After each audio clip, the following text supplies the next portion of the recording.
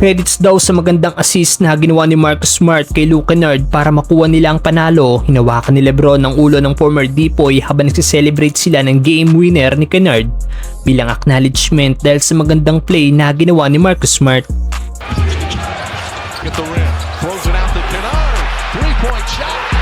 Ibang klase talaga ang hustle na kikipagpisikalan sa mga big men ng Magic, makuha lang nila ang bola.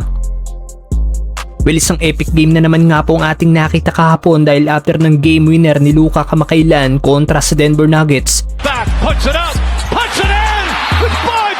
Isang game winner na naman ang ating nasaksihan kahapon laban sa Orlando Magic. Down 2 points last 2 seconds, nagpakwala ng isang 3-point shot si Luke Kennard para makuha nila ang panalo. Pero ayon sa ilang Lakers fans, dapat bigyang credits daw ang magandang assist na ginawa ni Marcus Smart para makatira ng game winner si Luke Kennard.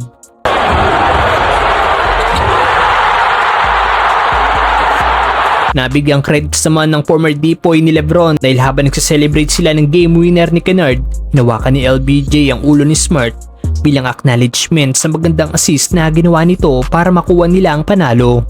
Nasa ere pa lang ang bola, kita na ni Smart na papasok ang tira ni Kennard dahil nakataas na ang mga kamay nito.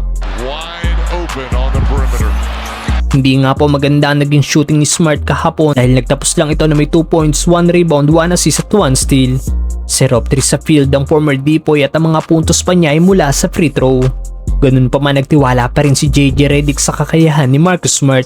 At hindi naman siya nagkamali dahil na-execute ni Smart ang ginawa nilang play para makuha nila ang panalo. Kahit 2 points nga lang po si Smart, ibang klase naman na naging hustle at depensa nito na talaga nakikipagpisikalan sa mga big man ng Magic, makuha lang nito ang bola. Gaya na lang sa play na ito, offensive rebound ni Smart na nauwi sa 3-point shot ni Austin Reeves.